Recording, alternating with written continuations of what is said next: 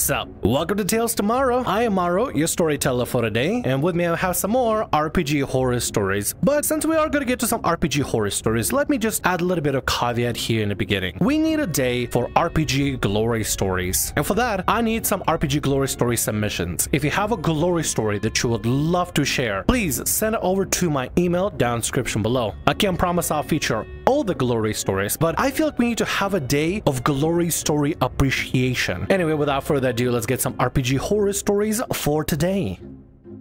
My DM won't stop using a bugbear with an umbrella to undermine us at every turn. So recently we had been dealing with a group of goblins and bugbears in our sessions. Our DM is usually level-headed, however he had clearly lost it. Recently he decided to implement a series of encounters involving bugbears and goblins with umbrellas. This sounds ridiculous, but trust me, it gets worse.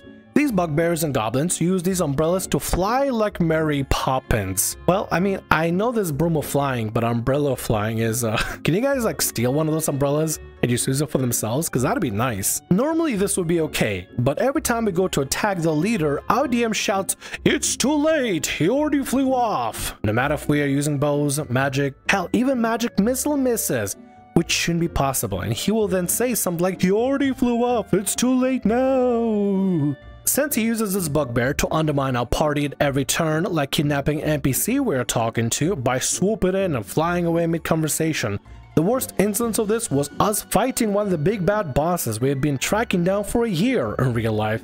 And this damn bugbear just swoops in and takes him away before we can end him. Please tell me you guys talked to the DM and asked him not to have the stupid bugbear come in, because after a year of IRL pursuit and IRL campaign, to have some stupid dumb bugbear with a Mary Poppins umbrella come in and just swoop the guy away, fly away, just that would anger me, man. That'd be angering. Have characters you want to bring in that add something to the experience, not ruin the player experience. If a bugbear is constantly going to be just stealing things away or taking things away from the party and not letting the party progress properly, just going to be a nuisance, then your players are going to find him as a nuisance and are going to get annoyed really fast. Because we know he's going to appear at least once a session now, we have tried various traps to catch him. Rope trap, box with sticks, ambush, decoy NPC, but nothing works because our DM claims he has an intelligence of 25 and a knack for sabotage. What does that even mean? We all got together after last session and we're all running out of ideas and we are desperate. If you're desperate, you know what you do? You don't set up these traps. You don't do this nonsense. You tell the DM, "Hey DM, I'm not cool with this bugbear. None of us are cool with this bugbear. We're not willing to play a campaign if this bugbear guy keeps appearing all the time because he doesn't add anything to the campaign except to annoy the heck out of everybody and for you to troll around." At the end of the day, you guys are never going to catch him. You're never going to catch the bugbear because apparently he has intelligence of 25 and mastered sabotage or some nonsense like that, because the DM decides that they're just gonna be a master at sabotage. The DM is probably trying to play along and be like, "You could try to catch him, hint hint, you could try," but you guys just being let on. You're never gonna catch him. You're never gonna overpower him. You're never gonna win. Because this is a way of the DM basically dangling something in front of you, dangling some keychain, basically just to mess with you, to toy with you. You guys have to suffer with a year of this stupid DMPC just appearing with an umbrella and messing with your plans and stuff. Why? Why torture yourself in such a way?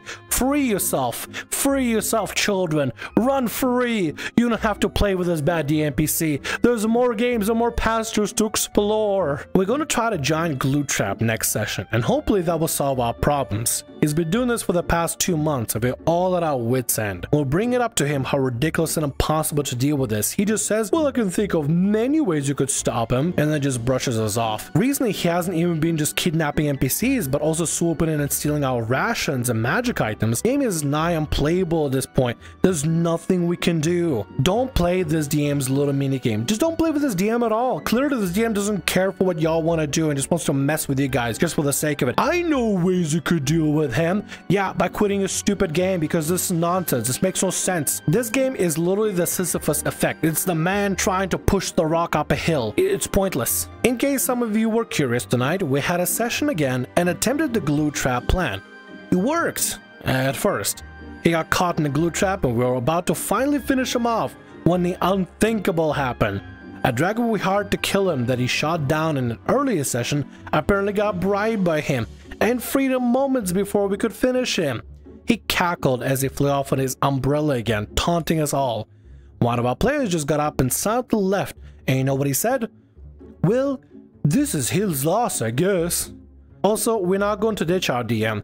He normally is very chill outside from those one bugbear. Listen, if you want to stay with somebody like that and you decide to still tolerate this nonsense the DM is putting on, I'll just say what the DM says. That's your loss. I can't see how this is fun for anybody. It's fine if the guy is fine out of game, but maybe he just sucks as a DM, or maybe he's not fun to DM. Like, maybe it's fun to hang out with him on the weekends at a bar or something, then do that. Don't play his game if the game is not fun. Like, it's fine if somebody else wants to take over DMing and stuff. Maybe one of y'all take over DMing. Maybe the player left wants to DM and stuff. Just don't let the DM make a bugbear with an umbrella. Simple as that. If y'all want to keep playing with him, that's your decision. I'm not gonna tell what you should or shouldn't do. I'm just gonna say that it's probably gonna be a bad situation if you try to stick around. It's just, I can't say go positively. Gotta be honest. Either way, LP and everybody else involved in the party, I wish you good luck. Hope things work out. Let's get to the next story for today.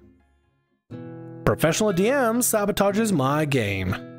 I ran a free online post-apocalyptic game that I advertised as a Mad Max Road Warrior style mini-campaign. The write-up and images depict a scrappy group of people within a few decades after a global cataclysm, eking out a harsh living in a blasted desert wasteland.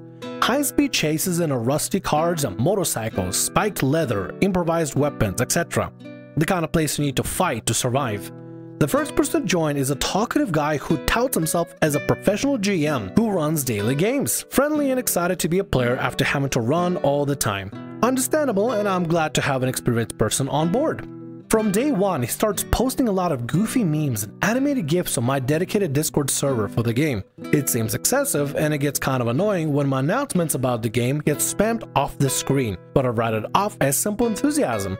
And I don't want to discourage that. I have my own server and I have an off-topic area where players can post memes or videos that find D&D related shorts, GIFs, whatever. And now we have the announcements that is clean and the off-topic that is full of off-topic stuff, how it's supposed to be. I mean, it's already marked off-topic, so of course any sort of off-topic videos and memes can go there. Go for it. Might as well. There's nothing wrong with organizing a Discord where you have places for announcements, places for memes, places for RP discussions, places for sharing links you find. I don't know. We chat a few times before game date about the setting and character concepts, and he decides he wants to play the son of a local clan chief / warlord. Sounds reasonable, and I don't check it too closely because he's a veteran player and there are newbies who need more attention. So game day, he launches out the gate, making plans and ordering the others around.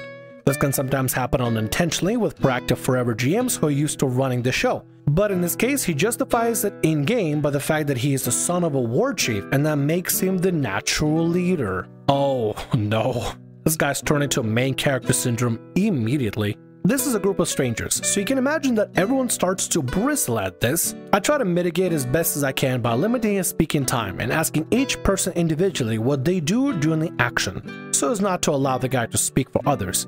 He is relentless though, and all the while he's spamming the channels with animations and links to videos and songs. On the first break, I ask him to slow down. When the action inevitably comes to a fight, which was the stated foundation of this setting, it turns out this guy's character is actually the pampered son of the war chief. Zero combat skills, zero driving skills, overweight and clumsy, and actually has a mental aversion to conflict. He doesn't even have any leadership or persuasion skills, despite being the purported leader. He pumped all of his points into being a mechanic. I'm pretty sure he changed it from my initial scan because I would have noticed this on his character sheet. So maybe he secretly decided to re-roll his character after you told him to slow it down or tone it down? I have no idea. It's kind of bizarre and weird that he would do that. You would think you would probably want to talk to your DM and let him know that's what you're doing, or you like to re-roll the character or whatever. Yeah, I don't know what's going on. I think this guy's communicating anything whatsoever. He kind of expects you to know what he's doing and not really interacting, which is kind of bad. So the group has to basically save him, which no one wants to do because he's grating on everyone's nerves. And the first encounter, one of the other players quits the game. We limp on a bit and then wrap the session. Afterwards, another player angrily messages me, leave the game, and blocks me.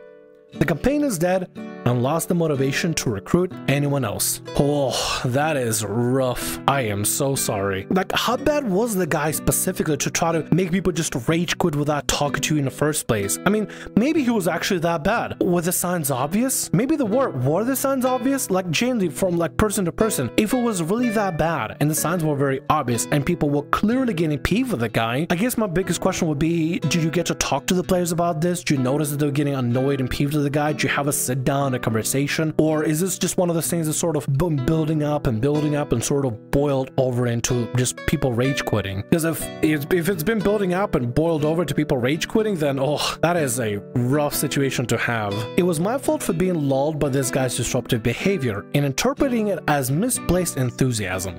But I couldn't help think later that some of it might have been intentional.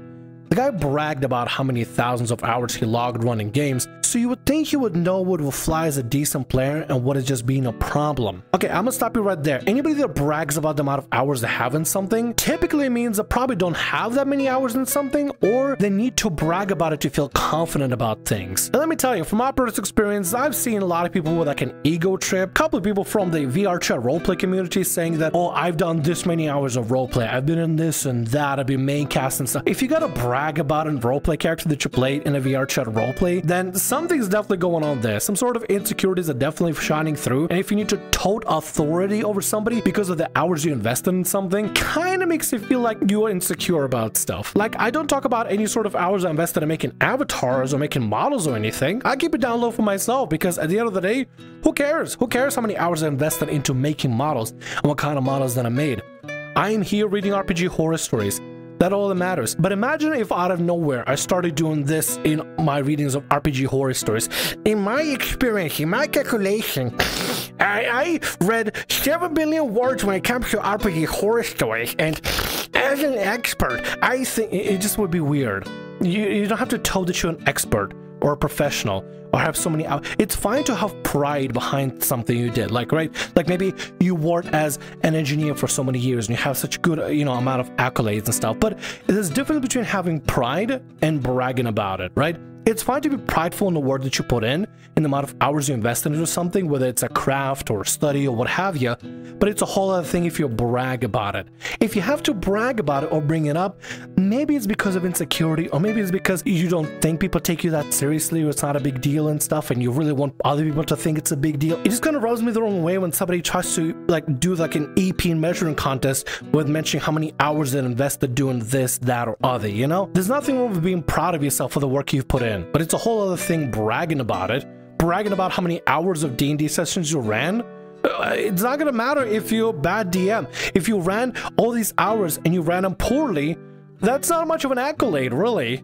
Yeah, I mean, like, if this is the best he can do when it comes to like his playing as a player and stuff, maybe he's not good to be as a player. Maybe he just stick as a DM or something. I don't know.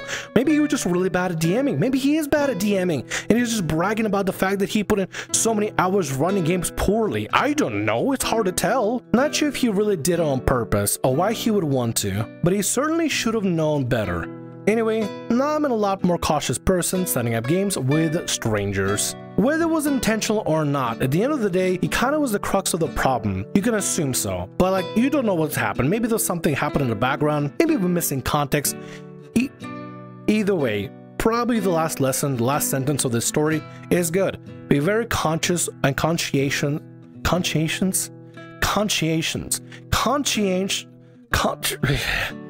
Be wary of strangers. God, my brain.